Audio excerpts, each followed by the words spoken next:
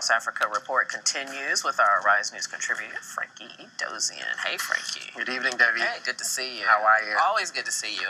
Of course, even though it's more than a year away, the presidential elections in Nigeria beginning to heat up already. Yes. Tell us about this update on bringing in, if you will, big guns to help the opposition party. Absolutely. The All People's Congress. You know what they've done is that they have hired David Axelrod's team, which are AKPM Media, which are the people that are responsible for Barack Obama's ad in 2004 and 2008, but most recently, the mayor of New York's ad, Bill de Blasio.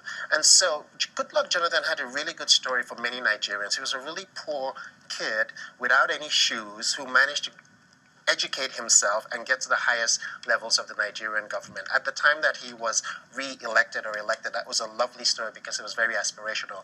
The opposition wants to counter that early on. Even though there's not quite a flag bearer yet, there are many people vying to run against him, but this particular party is saying they're going to tell the narrative of all of his failures, and they're bringing in these people who have a track record of success here in America in telling unconventional stories and working for basically dark horses, people who have been easily dismissed. As in the case of the New York City mayor and President Obama, they were not at the top of the polls when they announced their candidatures. Usually when a political organization brings in big guns like this, it means that they're acknowledging a steep hill that they have to climb.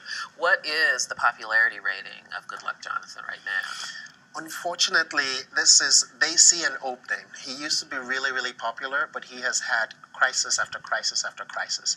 And you just saw, just in the last couple of days, his spokesperson came out and said they had handled the Boko Haram situation, and a day later, there were more bombings. So he seems to be careening from one fire to the next, to the next, to the next. And the opposition is now seeing an opening that, despite all of what he says, this may be a good time to finally say, this is not working for us. We need new leadership. Yeah, that should make him nervous because at least with the AKPM, they're very effective at what they have an amazing track record. Most people don't usually look at political operatives if you're not someone who watches these things. But the gentleman who's made those ads, his name is John Del Cicato. He's very well known among political reporters, and it's going to be interesting to see what he does in Nigeria. And this is not their first foray for Axelrod and Co. into Africa. They've already worked in Tanzania and Ghana. So going to Nigeria is going to be a big step for them, but they are also really, really effective and very good at what they do. Very interesting to see what's going to happen there. Let's turn to another country and talk about the city, Mogadishu, which in many ways has sort of been like the Wild West, but seems to be returning to normal. Things are changing. Last week we talked about girls and boys going back to school in Somalia.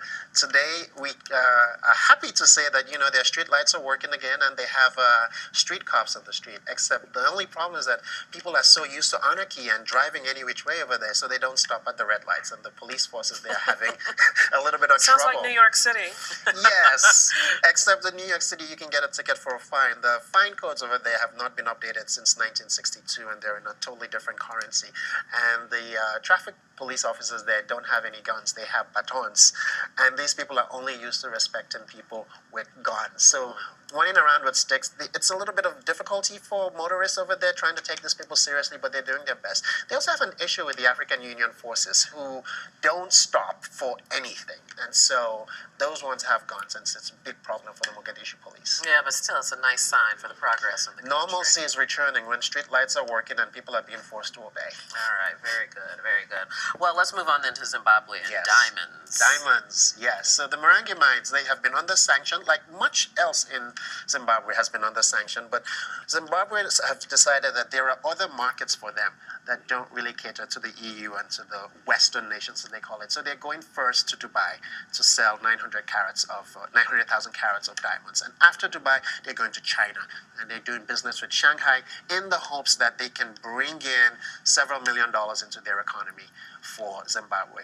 There are still many, many sanctions on Zimbabwe, even though the EU just recently lifted the sanctions for this particular mine, but it is still an economy that really needs a lot of help. And so they're going to other partners. And maybe that may help in solving we talked about last time about them using 5 or 6 different currencies. So they're trying so many different things over there to get the economy going. Yeah, hopefully they'll find something that works for them since they are in such desperate need of it. Absolutely. Give us an update. We reported right here on Rise America yesterday the fact that Mel Reynolds was... former congressman. Right, was detained. Yeah. He appeared in court today. He pleaded not guilty. His lawyer is trying to get him to change his plea to guilty because even though he was found with pornography pornographic material on his computer. He didn't distribute or publish them. So we'll see what happens. But right now he's saying he's not guilty of the charges. Yeah, so interesting. And he's been there since November, and his visa expired. He was supposed to be there working on the Hilton Hotel project. Oh, is that why he was there? Because that was my next question. Why was he even there? Yeah, the Hilton is building a $145 million luxury hotel and resort, and he was supposed to be the so-called liaison. And he's been working to get sanctions lifted against Zimbabwe and being the American liaison.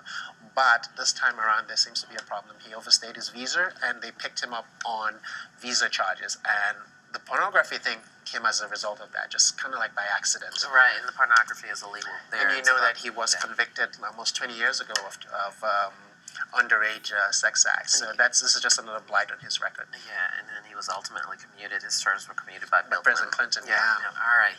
Thank you so much. It's Thank good you, to Debbie. see you as always. All right. See you later.